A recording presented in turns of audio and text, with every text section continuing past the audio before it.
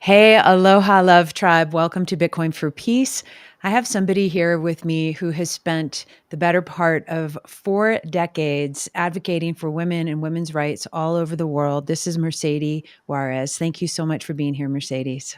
Thank you for your invitation, Valerie. It's a pleasure to be here with you.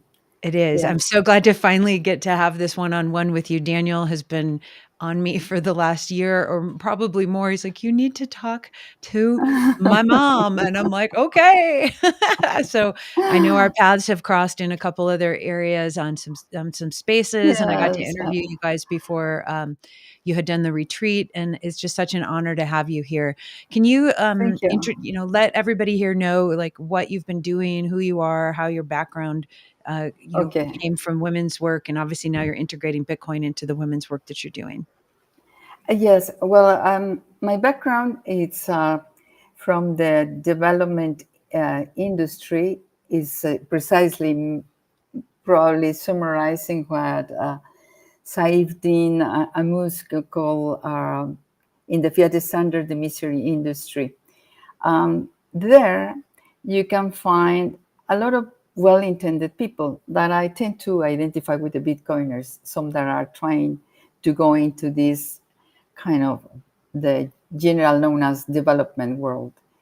And one would think that they take all the different values that the Bitcoin community is taking pride on, like mottos like don't trust, verify, for instance. Mhm. But to my surprise, when they go to the community, they don't do any coherent things of what we are advocating in terms of what it means to adopt Bitcoin. And one of the things that I have encountered in these 4 decades or more traveling and working with different communities in over 50 countries, the first thing is I had to work with different cultures, with different women. My area of expertise is health. So my main concern was to protect women's health and promote women's health. That's because I identify, coming from social sciences background, I identify when there is a health crisis, the poor women go into a deeper crisis in poverty.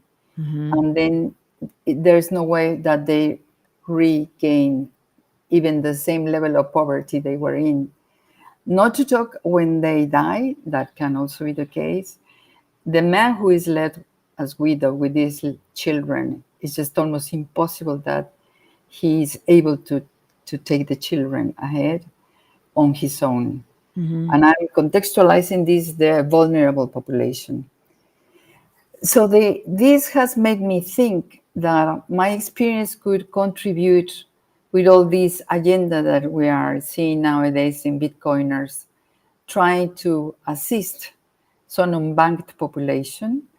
And I think the mistakes that we have made in development, I've seen them very often replicated nowadays in what the Bitcoiners are promoting as development. What I mean is, we tend to fall again into this misery industry Mhm. that, that is criticized somehow in the Fiat standard. So, having worked in all kind of international agencies, what happens is in these agencies, you talk about NGOs or the UN system, you have very well-intended people like in the Bitcoin community. Yeah. But that doesn't mean that the output is going to be a positive one. And so far, I've been seeing a lot of serious mistakes. And I might sound as a grumpy old woman now, but I would really like to share what it has meant these over 40 years of experience in this area. Mhm. And not only in the health sector, but working with professionals that don't understand most of the time what they are dealing with, these patients. And for them, is a body, is not a women or men's body, is a body. So my work was really some kind of sensitization to learn, basically doctors and biomedical professionals, to see different women's body because it's totally different, physiological, biological. and the roles that we play into society, which means the pattern of morbidity and mortality is going to be different to the men. But also physiological. For instance, I had at some point during my career, I had to train doctors to identify, for instance, the signs for diagnosing heart attack, because the anatomic books are based on the men's body. Right. And then, I mean, for instance, back pain didn't mean anything to them as related to heart attack, but for the women tend to be the back. So then also this anxiety, doctors tend to prescribe, oh, well, you have some calming drugs because you're anxious, you're nervous, the stereotype of a woman, a neurotic, anxious woman. And it's giving signs the body that is coming under a crisis like a heart attack. So all these misconceptions are reflected in all kind of diseases. I work a lot of in chronic diseases and in infectious diseases, for instance. And the pattern was the same all the time. For instance, women try very hard to support the man in a couple relationship, for instance, for regaining the health. But if the woman falls ill, the man is not supportive at all. In serious illness, like, for instance, TB, that the treatment is very long, men tend to be the most complicated development of tuberculosis, and it kills much more than COVID, for example, isn't it? So there are trends in diseases and in health. So these, for instance, diseases that have been forever, like leprosy, nobody cares anymore.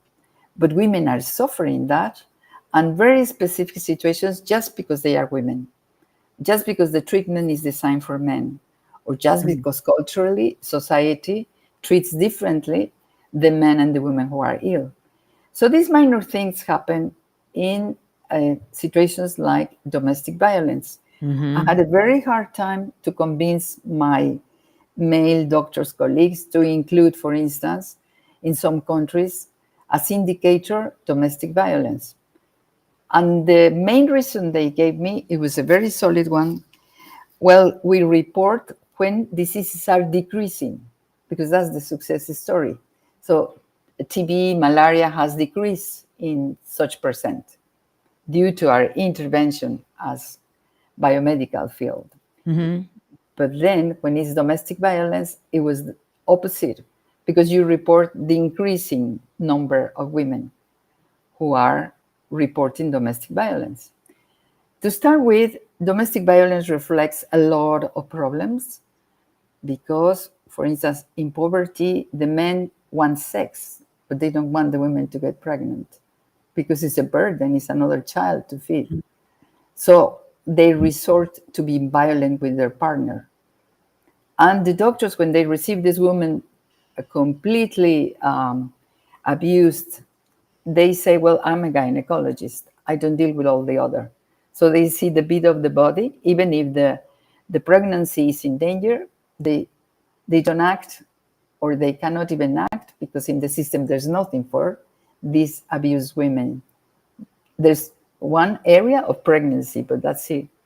You see, so the whole system, the whole society in this fiat economy is designed in a way that women don't count.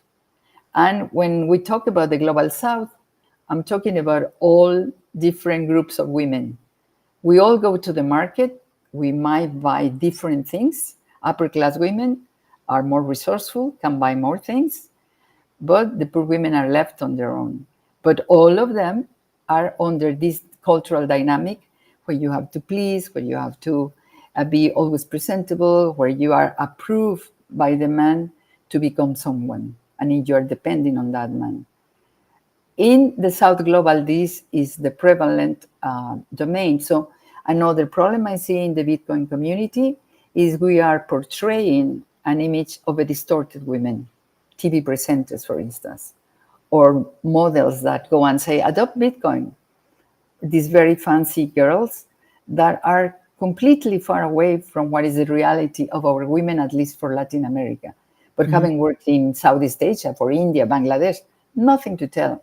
So for me, the number one question is, what kind of women are we portraying?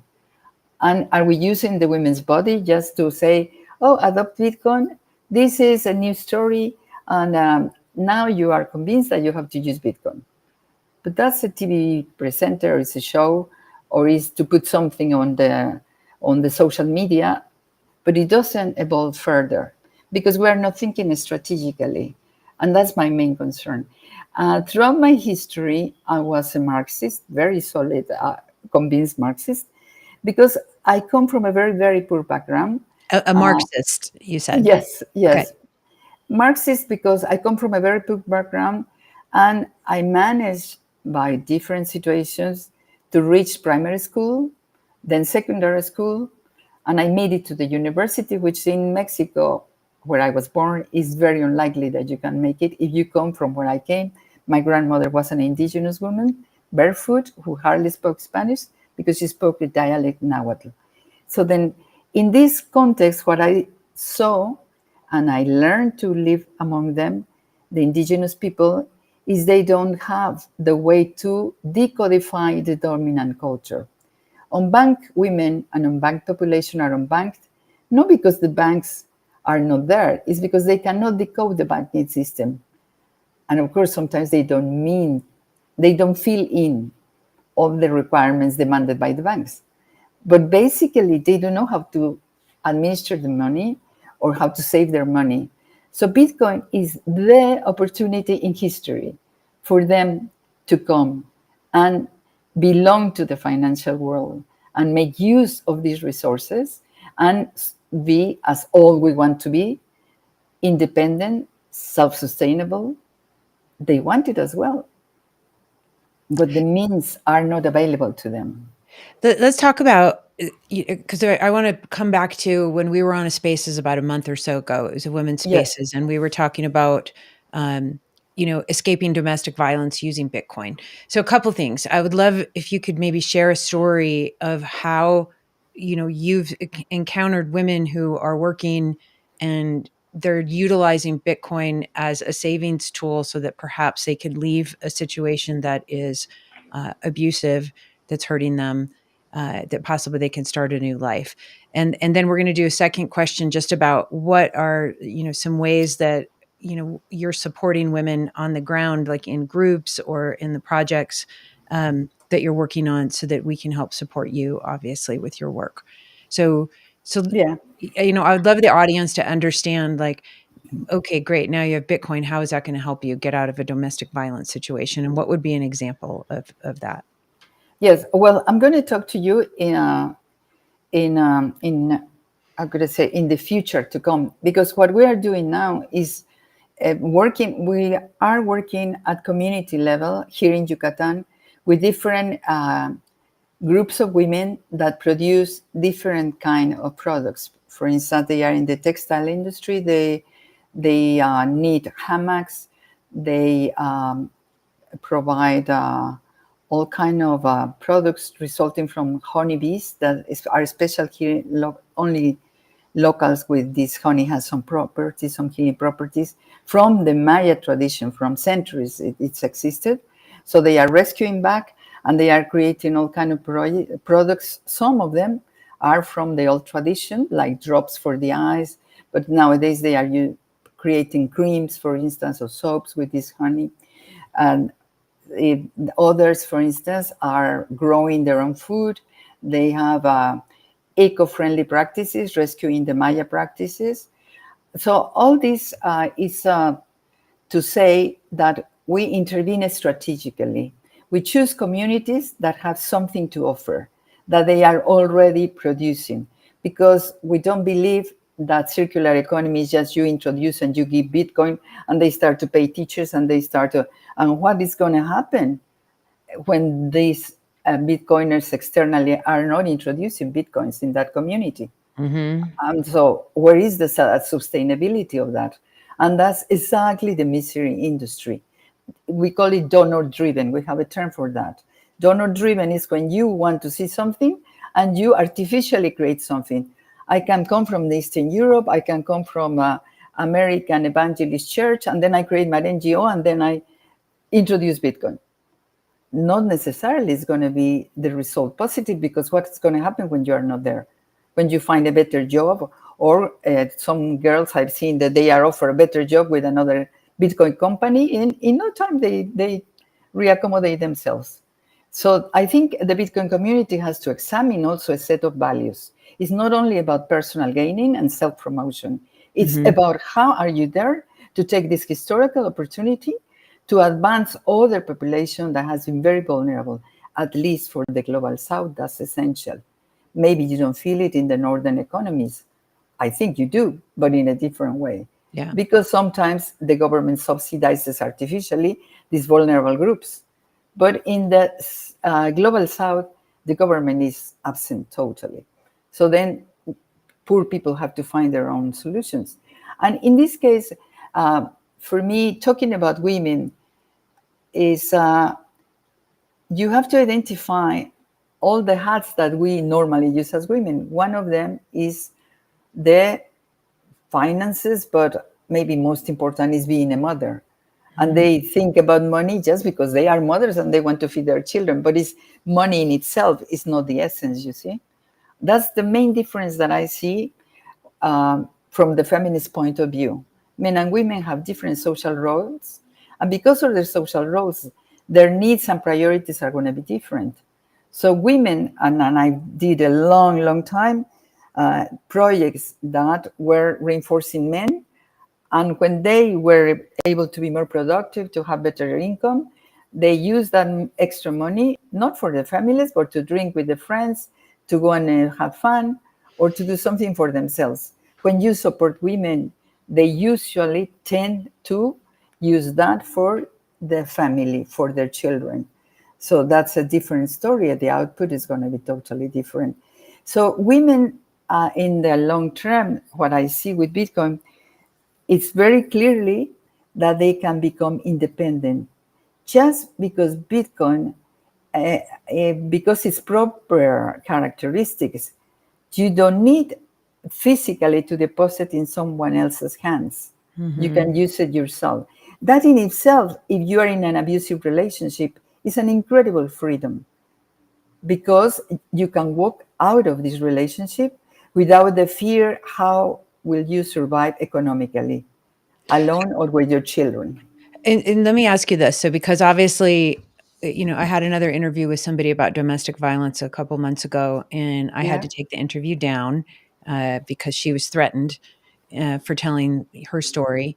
Um, and so a couple things. So when somebody, let's say they're in a situation that is volatile and violent and perhaps involves, the partner's drinking and not really thinking clearly, if you're somebody who is vulnerable and you're trying to save some Bitcoin on your phone, right? If that's the only place you can have Bitcoin, um, are you helping people understand like two things, like deleting the apps so that you don't have a trace of them and just kind of getting the apps on and off when you need to use Bitcoin? Um, and then secondly, having a decoy set up so that if your partner does find that you're saving Bitcoin, that you can be like, oh, here you go. Yep, you found it. And it's like a small stack versus like your real stack somewhere else. Is that, how do you solve for those two issues? Well, what I was trying to tell you is to be there where the women in the north are. For the women in the south, is a huge distance. To start with, we don't have electricity regular. We Hmm. don't have the regularity to put in the a cell phone some credit. Sometimes and I saw it in Salvador as well, one of the limitations for using Bitcoin is that they didn't have always credit, the women, for their phones, which means you cannot Right. use it. Yeah. Okay. Yeah. Yeah. And Yeah. then another limitation was that in El Salvador, it was promised that they would have access for free to internet, and all of a sudden it was not there. So then, if you don't have access to internet, it's another story. Right. So the only way we see it is that's why we go to community, because we need a group. We need other women's support. Because if your cell phone doesn't have money and mine has, we might be able to help each other. in this month you don't have to pay internet, and we have access to other means for internet, we might be able to help each other. So still we are in the process of creating all that, because when you talk with vulnerable population, all the situations and conditions we take for granted in a middle class in the global south as well, but in the northern countries is not there. Yeah. It's not there, and that's number one thing. The partner usually here is an uneducated man, is probably women might know better to use the iPhone than he does. Mhm. So it's not a situation that you will encounter very clear as you depicted this situation, for instance.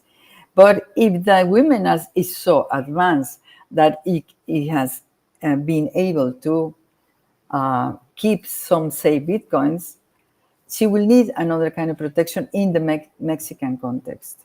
And sometimes uh, women are very reluctant to hide from the men, even if they are abused and maltreated. In our culture, women are taught, and I saw it in Africa as well. I can give you examples where the chief is always a male or tends to be a male. Maybe there is one or two women as chiefs of the whole tribe. So, for instance, I remember perfectly well this was in Mozambique, and checking at the different girls. One was extremely abused, and she was very young, in 16 years old. When I went to check, according to health sector, they report to the chief, they report to the police, and they should be helping them. So when I asked her, "Do you report to the chief? Did you report to the police?" and said, "No, I didn't go to police because my chief told me you have to be obedient with your husband. And I've been many times, and he insists, and I have to be obedient with my husband." That's nowadays, it hasn't changed. So then for them are hierarchies and authorities in the community that they cannot at all challenge. You see, sometimes it's not the partner in itself. Sometimes, for instance, working with Arab women, is the mother-in-law the one who decides. She knows that the girl is abused, but she will protect the son. And she will decide when the women are pregnant, for instance. It's not the man who decides. So culturally, there are a lot of things that you have to take into account in order to introduce Bitcoin. For instance, if you go to the top of El Cusco and you find these indigenous people say, "Hola, amigo," and then here is your Bitcoin, a picture with you and me. I mean, it's very patronizing. It's almost insulting to our indigenous cultures. They will say yes because they want the money. But it's the fiat understanding of the money, not the Bitcoin understanding of the money. And that's what is very sad, because we have the opportunity to make it different. Our interaction with unbanked population, with women, with abused women, with indigenous people. Everything can be redefined. But we need to be aware as Bitcoiners that we need really to create a different society. And Bitcoin is an instrument. Yeah. So if we are willing to do that, it's not only about my self promotion, it's not only about me having Bitcoins and being one of the most eligible bachelors, or me, women, going with the Bitcoiners because I will secure my future economy. You see, the distorted mind of the fiat economy is too strong. And Bitcoiners, I think we need to work also, having worked with Buddhist cultures, we need to work on self transformation as well, together with the economy. Totally, yeah, and I think a lot of us get excited because 'cause we're like, "Yay, look, we have a tool." It's one tool in the toolbox to create a more peaceful planet on Earth for everybody, and Exactly. it if we're not doing inner work, if we're not doing work on the system itself and how things function, whether it's the system of our family, the system of our community, the system of Yeah. nation states, it's not gonna work. You have to have a holistic approach, and there's no one size fits all. Like you said, what goes on in one country culturally is gonna be very different than what goes on, in the North or the South or elsewhere. So this isn't just, "Yay, we have the tool and let's go, Exactly. hooray." It's like, Exactly. "Okay, yay, we do have a tool, but how do we implement it, strategically and compassionately?" in these Exactly. different areas. And, Exactly. Yes. and it does take time, and I think, to your point, I'm actually interviewing Isabella Santos right after you, Okay. Yeah. and I think she worked on the movie with Motive in Peru, and I think that's what you're talking. I'm not sure if that's what you're speaking of, about just going in and, yay, here's Bitcoin, and we're just going to donate it to everybody. Like, I really like what you're saying about, when we're thinking in terms of a circular economy, when we're thinking in terms of Yeah. adoption. I've been in Ubers before, or at a restaurant. I'm like, I want to tip you in Bitcoin. And they're like, well, okay, cool. But then what do you do after? If you don't have a follow up and follow through and ability to keep that consistency going, so that people on their learning journey understand one step at a time and feel held on that journey, and they've got other people to connect with, to talk about. So it's not effective if it's just throwing it out to one person here and there. And so I think we're all learning, I believe, as new Bitcoiners and as new change makers who want to enter this, the space of the future of Yes. money, and the space of hopefully a more harmonious planet. Um, I think we're all kind of coming at it from, the angle of our own experience of what we've had to work with, and then learning in our own little, micro communities. And obviously you've been, um, wow, 50 countries. This is amazing. And Yeah, over 50 countries, yes. it's But incredible. to me, is my experience is the opportunity to encounter different cultures and to see how the programming is so strong Yeah. that if we don't start understanding the culture we're interacting with, like if I come from Eastern Europe, well, it's fantastic, but your experience is totally different to Peru. Yeah. And Peru, why strategically do you choose Peru? Because I mean, I am from social sciences background. I would study what is the social, political, and economic situation minimum. What this little village is going to represent in terms of a country that is falling apart, is one of the worst in Latin America in the present history that we have. And we have many, including Mexico, as example of how terrible is the politics nowadays Yeah. in terms of being so shameless about how to use the poor people. And so we are repeating the same, being Bitcoiners. That's not fair. That's not fair, because we claim that basic principles like don't trust, verify. Well, that forces you to be strategic. Go and check how is going to be the impact. Not any women. You have to choose the women. They have to fill in some characteristics. Ideally, you would like to help every woman on the planet.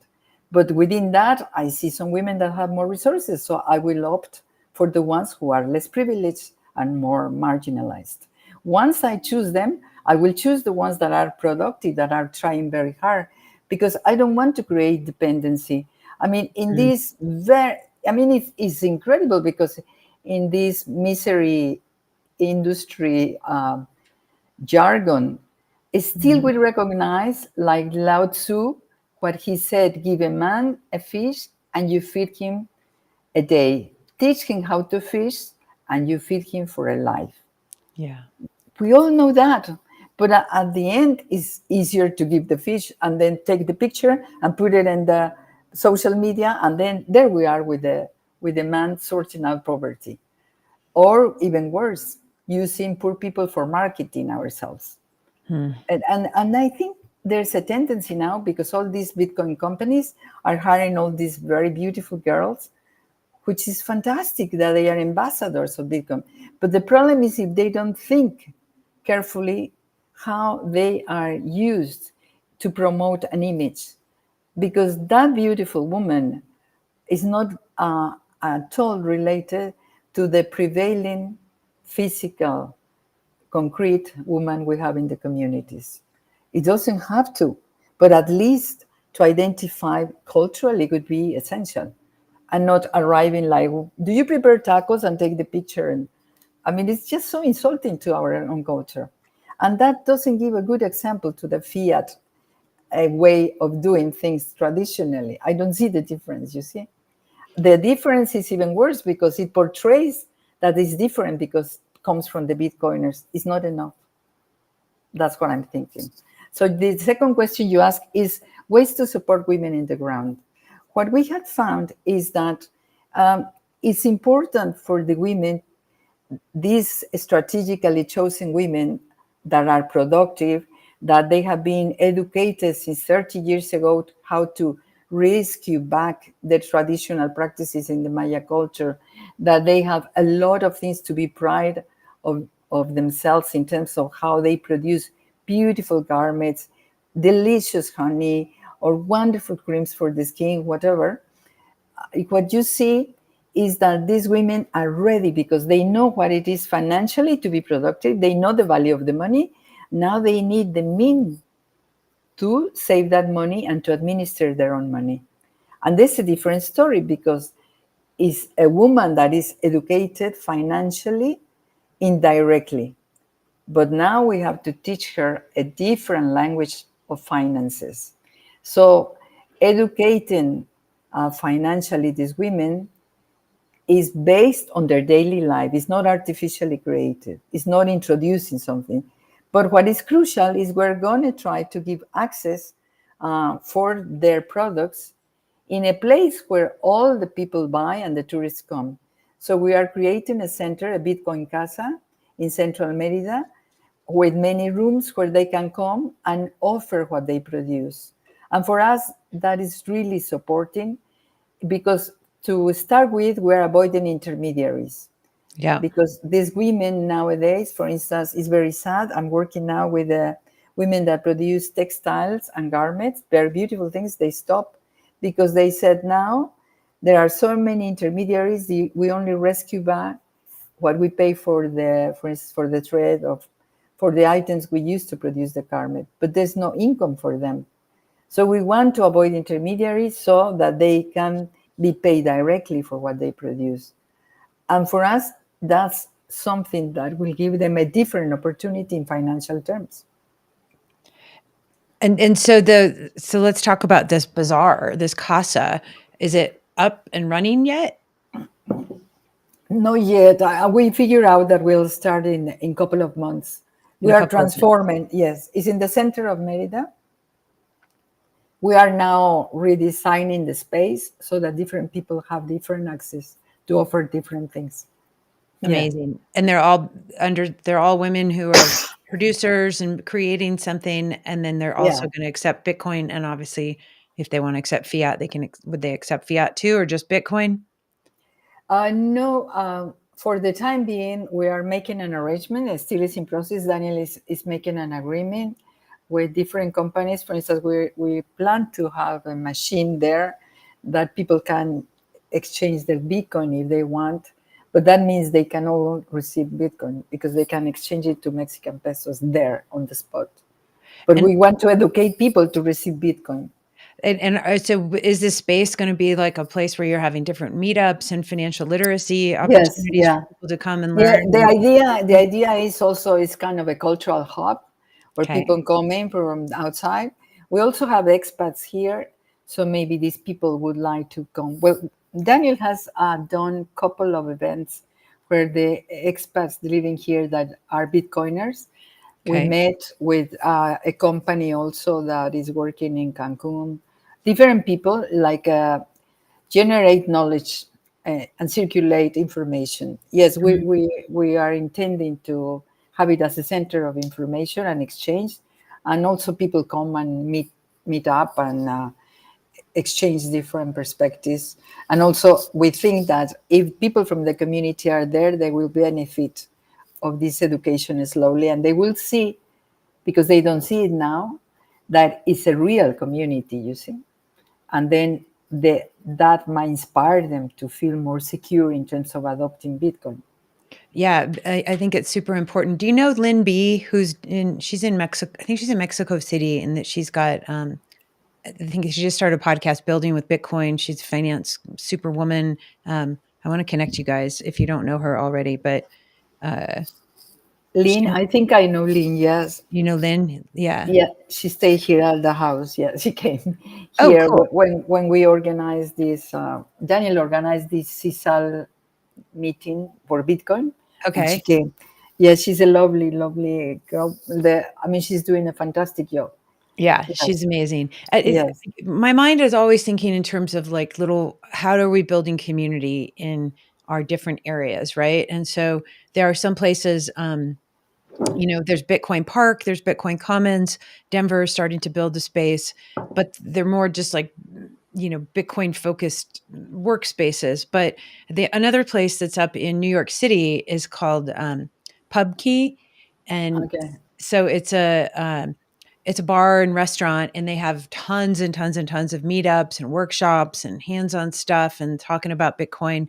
Uh, do you envision, like, because I've been thinking about here too, where I live, and I'm like, should I open up like a Bitcoin coffee shop or something so Yeah. that we can just have everybody gets their coffee and then we'll have like little learning things? For Um, that, you have to talk to Daniel because he just yesterday he finished the project together with Mexico City that they are creating this very beautiful place with a. It's kind of a Bitcoin park, but also it has other components. And Daniel will be part of that. And then we are making a bridge between Mexico City and here. yes, So that, yes. awesome. And then Daniel might be able to tell you that. And about another part of our project is the Citadel, because that's a very strong, solid thing that we are doing. But he's more into that, creating the self-sustainable ranch with local community and with different kind of a Bitcoiner, for instance, in I think it's in Austria based. He has been here, so now he's drawing the whole design of this citadel. Daniel is busy with all kind of legal documents that he has to have ready, and I believe in 2 weeks' time, he starts the ranch already, and it's a very beautiful place that they have now with almost untouched land, a, a bit over 90 hectares, and they are Wow. gonna, yeah, they're starting to plant nopal and cactuses and things like that, but it's very, very beautiful, the idea of having this pristine place. We have these cenotes. I don't know if you're familiar with the term. We Hmm. have two cenotes, so all in all is kind of an incredible experience, because then we think the community will be also created with Bitcoiners with these self-sustainable and eco-friendly practices. And then people from the community will come and teach us how, and we will support them in selling their products in the capital as by Bitcoiners come. So we think we close a cycle. Yeah. The circular economy is giving access to the people to sell their products. Otherwise, we artificially are creating a situation that is not sustainable. If you are going to pay the teachers, I mean, that's very distorted, because in our Latin American, uh, uh, I think it's a basic principle in all the constitutions that education should be for free and should be Mhm. provided by the state, because the state gets a lot of money from our taxes. So now we're taking away the responsibility and we're paying the teachers through the mothers, and we're giving the money to the mothers. For me, that's totally wrong, because how can you artificially create that when the state has the responsibility, but on top of that, you're introducing a factor that is not warranted that's going to be there next year or in 2 years' time? What are the mothers going to do? The teachers are going to continue to educate without being paid? You see, we need to think in advance. Yeah, and it's like it sounds like the government's not upholding its end of the deal by paying for the proper education. And so I think like you said, with the misery industry and people coming in the nonprofit mindset of just like, here, let's just donate, donate, donate.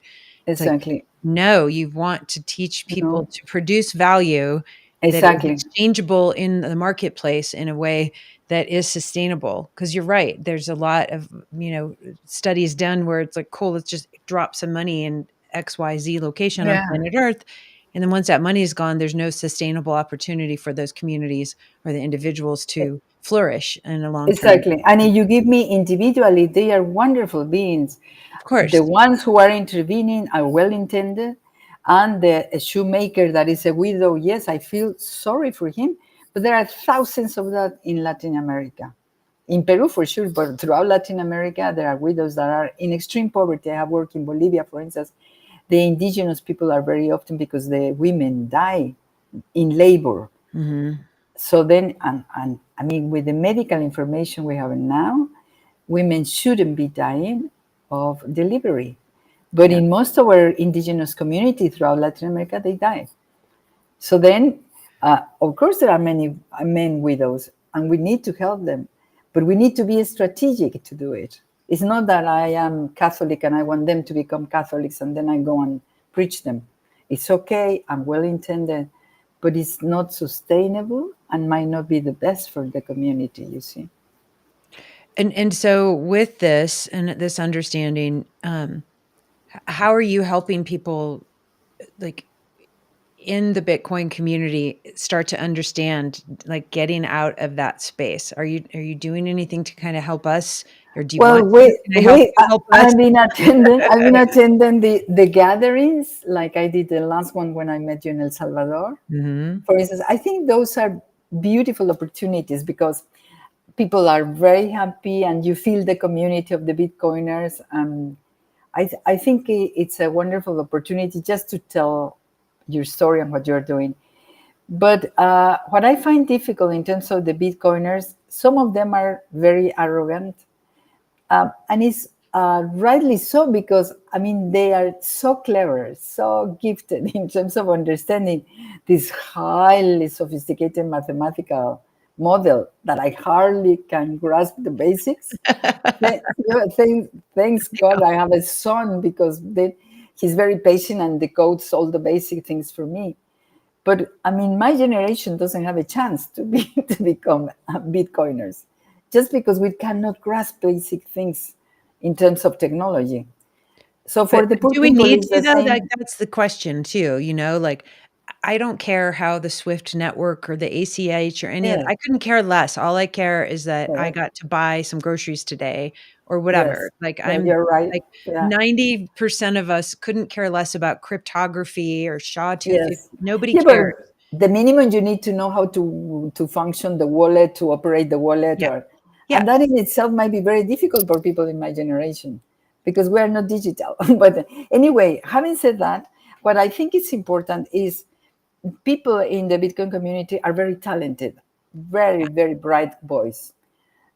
So sometimes they don't feel the need at all to learn anything else. They think they just take for granted that knowledge and wisdom transfer to all the other areas in their lives, which is not the case, you see?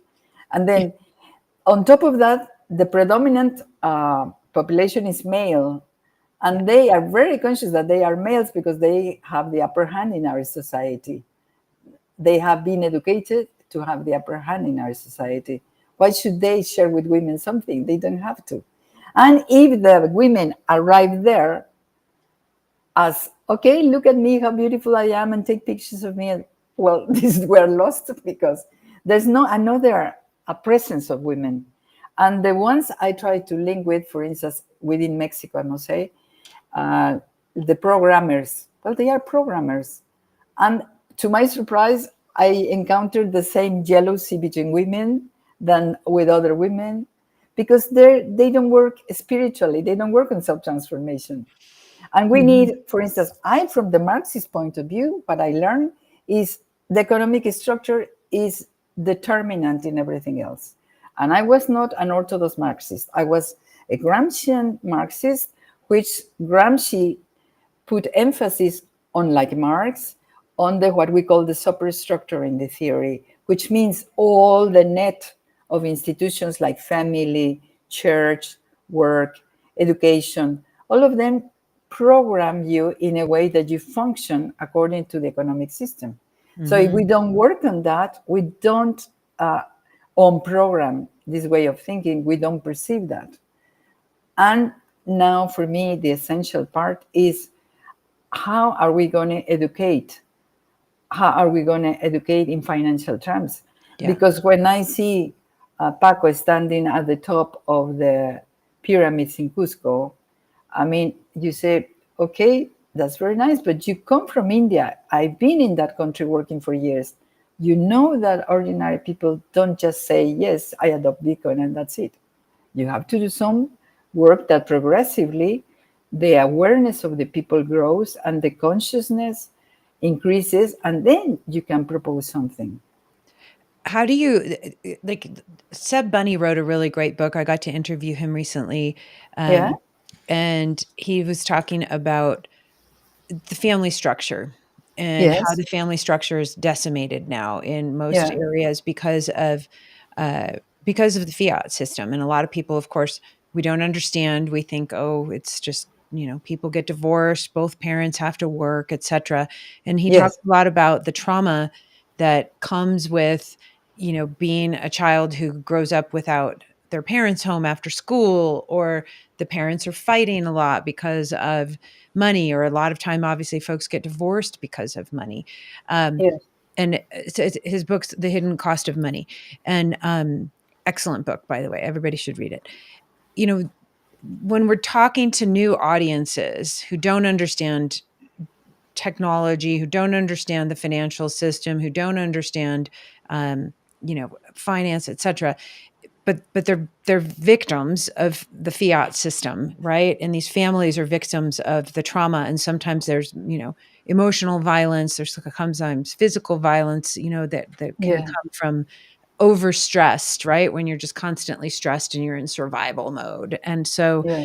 how does Bitcoin, in your opinion, help up level us into a place where people can start recognizing, wow, could be a tool to keep our families together, this could be a tool for creating more harmony inside, so that we're not so stressed all the time, and then not taking it out on our children or our loved ones. Yeah. How do you talk can you talk to that a little bit? Yes, I think one has to be careful about how we are interacting with our families, because it's not only money. You're right in terms of, for instance, the stress that adds to for instance, the providers, could be the parents, uh, is such that they are at home. For instance, United States has some phenomenon like children are not experiencing anymore undivided attention because the parents are all the time with their iPhone or talking to Yeah. someone. And that's very serious, because in your brain as a little child, in terms of self-esteem, is very, very powerful that your parents cannot pay attention to you or undividedly. Yeah. Yes, that's what, but an example. So money is one. Yeah, the stress of earning money is another one, but there are another layers that we have also to take into account. And sometimes it's basic rules. I do a lot of things about positive parenting. And what I like is that, for instance, simple rules like, for instance, that when we eat, the cell phones are going to be left out Hmm. because it's time for us to interact with each other. Or when you gather at some point in the family, we respect that we are there and we don't take calls to say something. Little rules could help a lot. Yeah. But having said that, the essence, of course, is the financial burden that we have. And young parents feel the financial burden. But I think, for instance, different layers of society, like I see the tendency of the people who move to El Salvador, well, they will resort to home education because they can afford to. But Hmm. if you go to the real population in El Salvador, that they cannot afford to have that. Yeah. They don't have the cultural capital. That's what I always use this category of the French sociologist Bourdieu, because financial capital is one thing, but cultural capital is another thing. If you Can you don't have speak to that? Define cultural capital. Like, what do you mean by that? cultural capital for the sociologist Pierre Bourdieu, it's all the things that the system gives you indirectly and outside of the school, but are validated by the school. So when you go to primary school, for instance, if your parents use iPhone, if you use a recorder, then you are more equipped than an ordinary child in Mexico, for instance, that comes from a family whose parents are illiterate, for instance, because they don't have access to those media. But the school will assess you the same, like if you had the same cultural capital, because the school will give you some input, but not all of it. The other is given at the family. And then financial capital is one thing, but cultural capital is also validated by our society.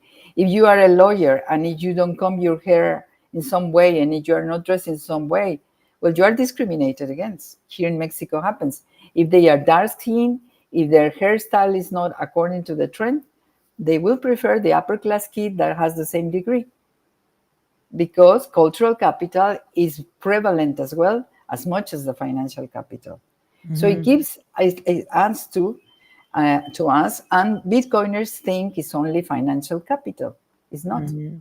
The cultural capital is essential.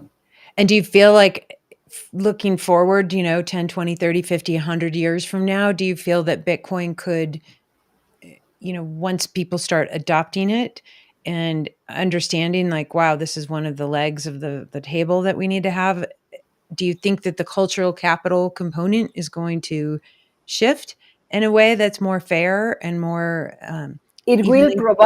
provided as Bitcoiners, we need to reflect on ourselves. We need to perceive ourselves in a different way. I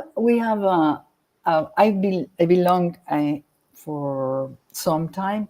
I was educated by the Jesuits as well, and we used to have a very strong movement in Latin America. It was called Theology of Liberation, and Okay. it was called Priests for the People.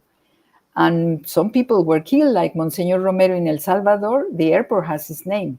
And he was the highest authority in the Catholic Church, and he was killed because he was seen as communist. And we were a movement from Theology of Liberation. We Mm. had in Peru a beautiful priest, Gutierrez. So it was a very strong movement. And I'm bringing this because sometimes we don't know history. We cannot go again through that. But in Brazil, part of this movement, there was a bishop as well. And he used to say, it's not what matters to arrive soon and alone. The most important is to arrive together and on time. Like that a lot. I think so. And it's the same Ubuntu in South Africa. If you Ubuntu. see, Mhm. it's very similar. And when you see, for instance, all the cosmovision that has some African cultures, especially the area of South Africa with Ubuntu, you must know this when the American anthropologist arrives and tells the little children in the village, the one who runs faster will get that basket with all kind of goodies, chocolates, fruits, everything. And then he says, when I count three, you run. And the children remain sitting there after three. And then he goes and says, why do you and that? And then all of a sudden they stand up and they run together and they get the basket together. Because for them, it's not competing against each other, it's joining efforts to get the goal. You see, it's a different approach. It is. It's a hugely different approach. And well, and I think of Yeah. Bitcoin. It's funny that you mentioned Ubuntu. I don't know if you know this, but I mean, you can probably see it up on the logo there. But the font for the Bitcoin logo is Ubuntu, Ubuntu, yeah. and so and And that many like Desmond Tutu used that for the apartheid, to fight yeah, apartheid. yeah, So we had, what I'm telling is we have in history a lot of examples. yeah. When it's a shift into society, we have to bring the memory back of what happened in history, because Bitcoiners think they are arriving, they are going to create a new society from scratch. And it's from scratch is the work we have to do. But there's a lot of history that is there that we use in order to enlighten ourselves to intervene in the best possible way, I think. Yeah, I think it's something that, everybody thinks like, "Oh, we're just gonna build this whole new world." Well, you're still gonna have a new society if we want this society. It's gonna have some rules, it's gonna have a system in place to govern, Exactly. and Yes. so, as much as I'm not a fan of our current systems at all, and I Yeah, want I them know the bye-bye. feeling. But we have to, Yeah. we're gonna fall into old ways of doing things if we don't pay attention to the mistakes of the past, and obviously the gifts and the wisdom of the past, the good and the bad. And so Yeah. I think it's very important that we stay clear-eyed as we get excited about the future and wanna build it, and, Yes. not be too pie in the sky, because as much as we wanna think everybody's thinking in terms of, an Ubuntu mindset and philosophy, as adults, like, we've gone away Yeah. from that, and I think you're to your point, and I know we're gonna wrap up here in a couple of minutes. To your point Yeah. about the screens and the people, adults, and their, constant, distraction. And we're programming ourselves every time we pick up that phone and we consume some information. Doesn't matter if it's on social or regular or email or news, whatever it is. We're constantly getting, chemical reactions in our minds, in our brains, not our minds. But and it's feeding that addiction loop. And so we're letting something else program us. I think of us, we have a human Mhm. operating system, we have code. And if we're not really, really diligent and careful, we're going to keep getting coded into this destructive, divisive consciousness, Exactly. And and then so, we are yeah, very marketed oriented. Marketing is the force pushing us to act. yeah, And for instance, I think the goal long term is adoption. So acceptance is not enough. But adoption implies being strategic, yeah, learn from the past, and avoid the same mistakes, preferably work on arrogance, and self transformation is important, and question yourself, and something that is also a code of ethics, because we need financial means, but we also need, for instance, as what I was saying, cultural capital is important. But then we love aesthetics, we love beauty, we love nature. So all of that has to flow into this economic model, I think. yeah, And Bitcoin for me is the beauty of it is the being Marxist. I really know this is a historical opportunity, because with Marx he wanted something, but the tools were not there. mhm, You see, and now we have the tool, but we might not use it properly because our arrogance, because our interest in me, and having lots of money, me, and I don't care about the rest of the society. yeah.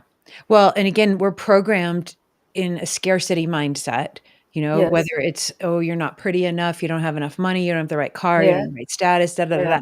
It's that machine that keeps us feeling less than, like, and so that we think like, oh, I have to go outside of myself to go buy something and become a whole human so that I can fit in and belong into this society and be accepted and be safe.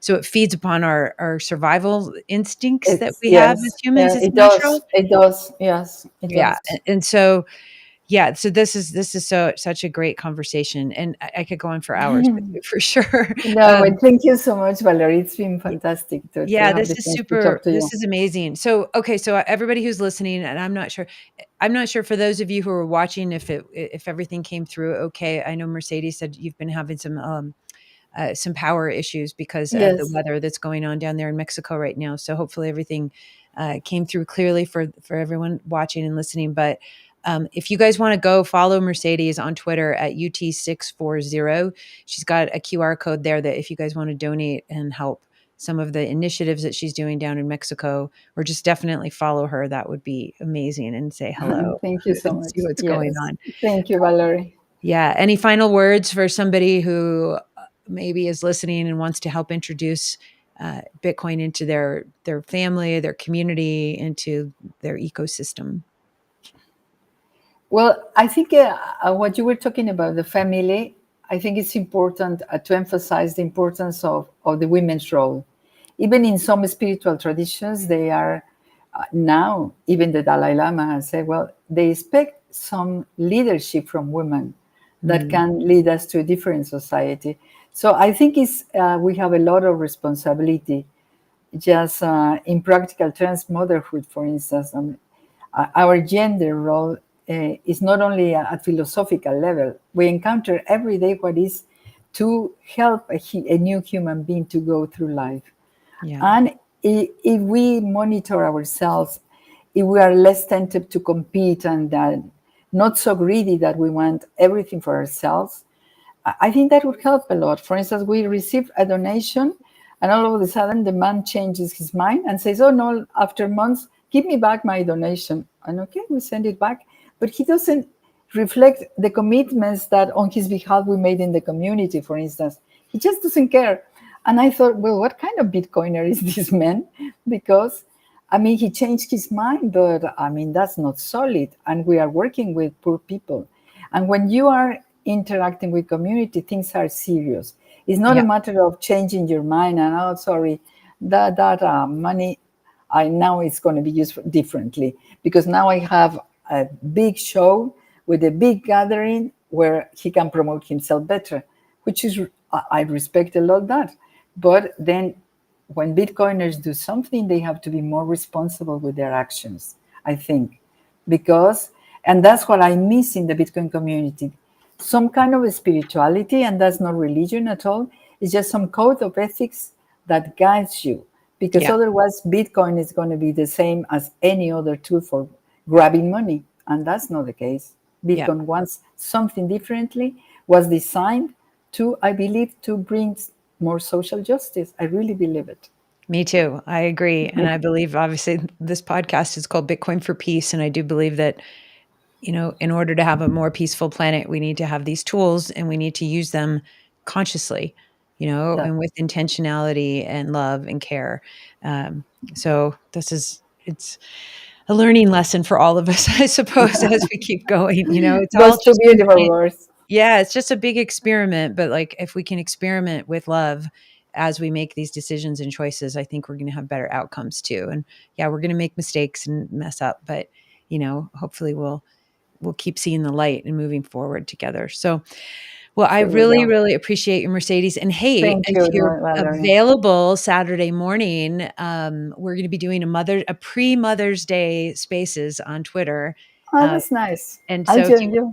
yeah, Okay. jump on. I think, it's at are you what time zone what time is it there right now? Is it 1 o'clock? I think we're on the same time zone, We're in one the same o'clock. time zone? Okay, Yes, so I yes. think it's gonna be 10 o'clock our time.